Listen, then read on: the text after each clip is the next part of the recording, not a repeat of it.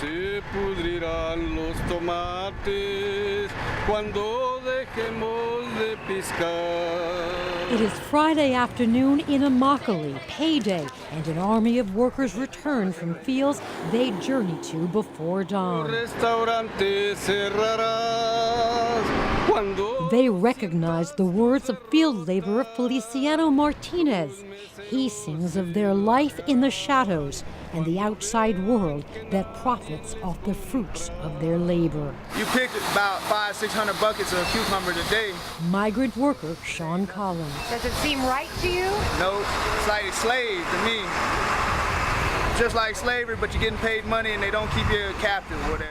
But tonight, we tell the story of men and women who have been held captive. Laborers who help feed America, many like these migrants who emerge from the darkness every morning to report to work at 3 a.m. Living in the shadows, the fruits of their labor are so accessible to us.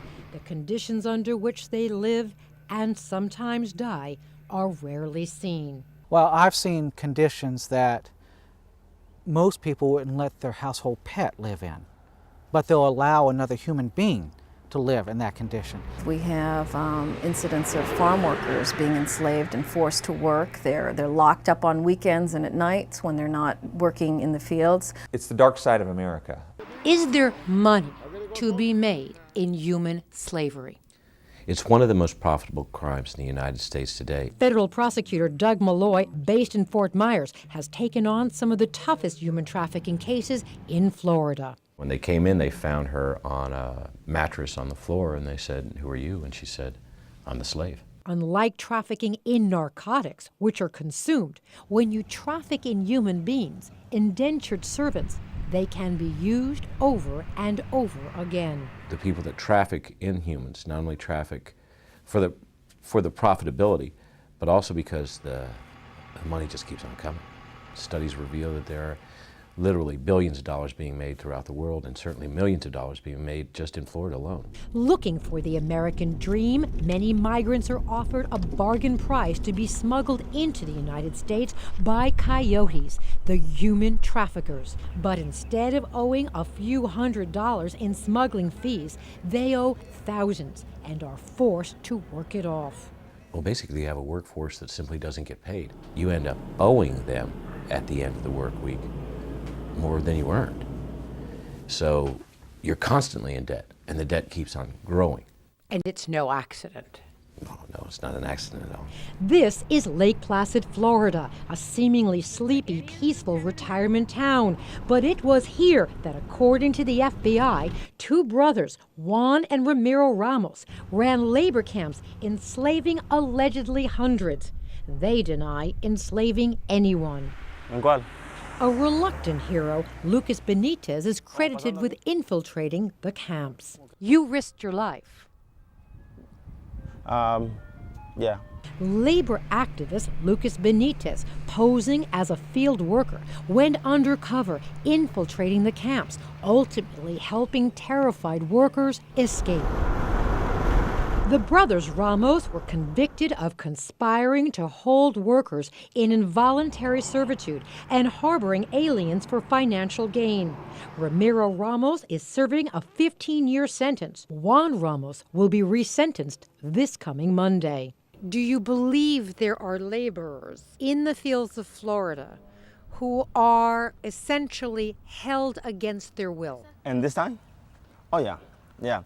Absolutely. In the case of a young girl enslaved by a man named Jose Ticum, these are the pictures of her home in a remote village in Guatemala. He kidnapped her and forced her to work in the fields of Florida's west coast. She had been forced to work in the fields and give up her pay, and she was sexually abused by the man who brought her over. This sends chills when you just look at this, because I know what this is. What is this? This is the hair of the victim that was found on the defendant when he was arrested. This was the hair that she believed gave him power over her. Based on the religion from that particular area, this was a symbol to her that her soul belonged to him. Tecum was convicted on felony counts including kidnapping, slavery, and immigration violations. He is currently serving a 9-year prison sentence. Feel good about that? Oh, we're very happy. They go to work hard to put food on the table for all of us here each day in the United States, but they come here and they experienced exploitation, slavery, very much so. They experience exploitation from so many people. It's a hopeless condition for people, and it doesn't have to be. A man who has been fighting human trafficking worldwide, Jim Nicholson, the American ambassador to the Holy See in Rome, says it is time to expose and eradicate the problem on U.S. soil. I'm committed to trying to help do something about this because we solved the problem of slavery once in this world, and it's back. But people don't know it. And to solve it, we've got to get more people energized and outraged about it. You feel that we can't look away. There is no way we can walk away from this situation. It was under Janet Reno's tenure as Attorney General of the United States that the federal government is credited with taking on human traffickers and toughening laws to prosecute them. This country is too great, too caring to let that happen on our shores to people who cannot protect themselves. They are the most exploited workers. Mary Robinson is one of the world's leading human rights activists and former president of Ireland. Last month, she came to Immokalee to see conditions likened to slavery for herself. Robertson predicts that the CEOs and stockholders of the nation's food industry would be shocked at what they find here if they were willing to look. If they were to come down here and, go out as we're doing and look at the conditions of the workers, I think that they would have a different viewpoint. Until that happens, Feliciano says he will continue to sing of a world in the shadows and those who may suffer without ever being seen.